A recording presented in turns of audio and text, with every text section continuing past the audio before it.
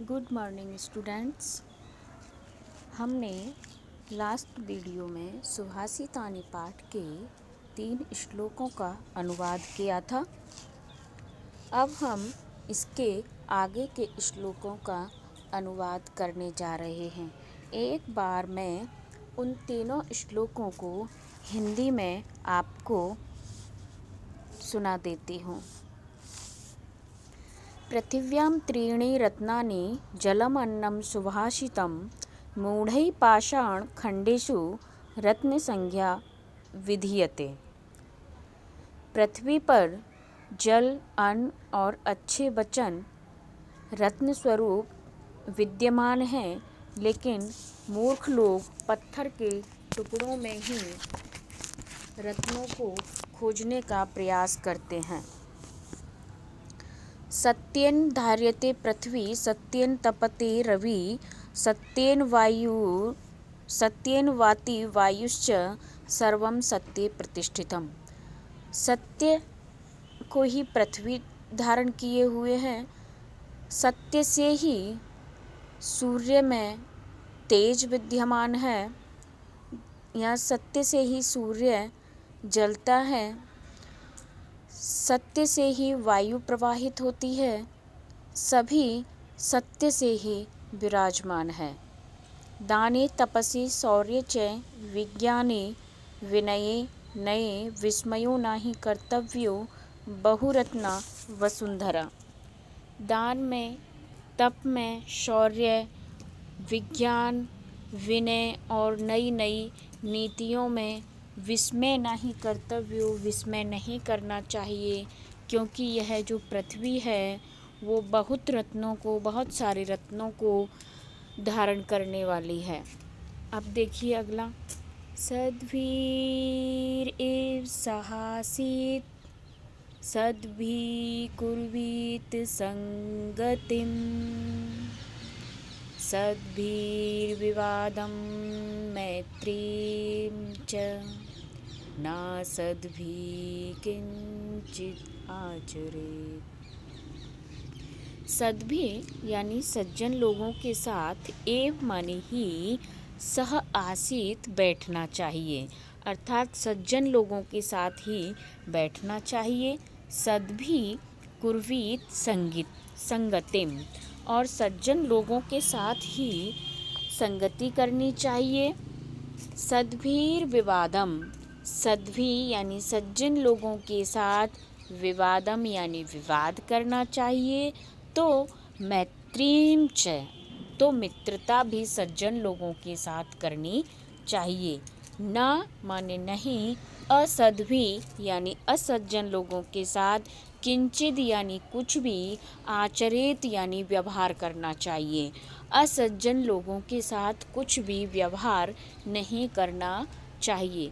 तो यहाँ सज्जन पुरुष के महत्व को बताया है कि सज्जन व्यक्ति के साथ ही बैठना चाहिए, उसके साथ ही संगति करनी चाहिए, उसके साथ ही विवाद करना चाहिए, क्योंकि सज्जन के साथ अगर झगड़ा करते हो, विवाद करते हो, तो आपको कुछ जानने समझने को ही मिलता है। ऐसा नहीं है कि सज्जन के साथ लड़ाई करनी चाहिए अपशब्द, लेकिन जब सज्जन लोगों के साथ हमारा, अच्छे लोगों के साथ विवाद होता है, तो वहाँ से हमारी कुछ गलतियाँ सुधरती ही हैं। इसलिए सज्जनों के साथ विवाद और सज्जनों के साथ ही मित्रता करनी चाहिए। असज्जन लोगों के साथ तो कुछ भी नहीं करना चाहिए। अगला श्लोक है, धन धान्य प्रयोगेषु विद्यायाः संग्रहेषु च आहारे व्यवहारे च त्यक्तलज्जः सुखी भवेत्। धन धान्य प्रयोगेषु यानी धन धान्य के प्रयोग में, विद्यायाः विद्या के, संग्रहेषु संग्रह में, च माने और, धन धान्य के प्रयोग में, विद्या के संग्रह में, आहारे यानी भोजन में, व्यवहार में, च माने और, आहारे भोजन में और व्यवहार में त्यक्त यानी छोड़ देना चाहिए, त्याग देना चाहिए। लज्ज यानी लज्जा को, सुखी यानी सुखी, भवेत यानी होने के लिए या होना चाहिए। तो देखिए, अगर आपको सुखी रहना है तो धन धान्य के प्रयोग में, यानी जो भी धन संपत्ति अपने पास है उसके प्रयोग में लज्जा का त्याग कर देना चाहिए। विद्यायाः संग्रहेषु, यदि हमें कहीं से विद्या प्राप्त हो रही है तो हमें वहाँ पर भी लज्जा यानी शर्म छोड़ देनी चाहिए। हमें विद्या प्राप्त हो रही है तो ऐसा नहीं कि हमें, कि कई बार ऐसा होता है कि बच्चे ऐसे हम लोग ये सोचते हैं कि ये मुझे नहीं आता, ऐसा कहने में हम शर्म करते हैं। लेकिन अगर जब तक ऐसे नहीं कहेंगे तो हम सीखेंगे भी नहीं। तो विद्या कहीं से भी प्राप्त हो उसे प्राप्त कर लेना चाहिए। आहारे भोजन के समय भी कहीं पर दूसरी जगह पर भोजन करते हैं और उसमें शर्म करते हैं और भूखे रह जाते हैं, लेकिन भोजन नहीं कर पाते। तो भोजन के समय और व्यवहार यानी व्यवहार कुशलता में हमें लज्जा नहीं करनी चाहिए। अगर इन सब जगह पर लज्जा नहीं करते हैं तो सुखी होते हैं। क्षमा वशीकृति लोके, क्षमया किं न साध्यते, शांति खड्गः करे यस्य, किं करिष्यति दुर्जन।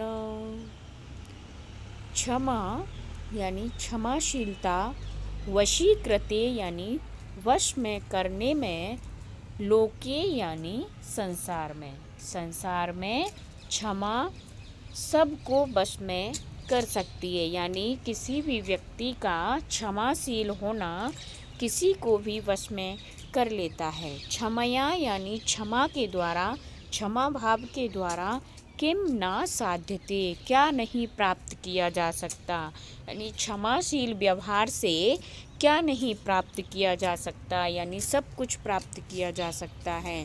शांति यानी शांत स्वभाव, खड्ग यानी तलवार है, करे यानी हाथ में।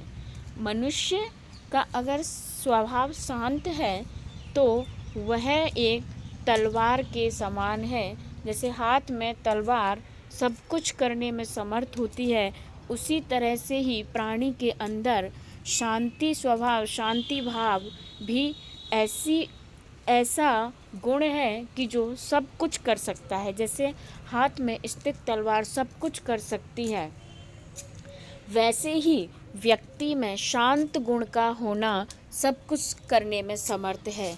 किम करिष्यति यस्य, जिसका, किम करिष्यति दुर्जन, जिसका दुर्जन यानी बुरा व्यक्ति, किम करिष्यति क्या करेगा ऐसे व्यक्ति का जिसके पास क्षमा भाव है, जो क्षमाशील है और शांति भाव से पूर्ण है, उस व्यक्ति का दुर्जन भी कुछ नहीं बिगाड़ सकता।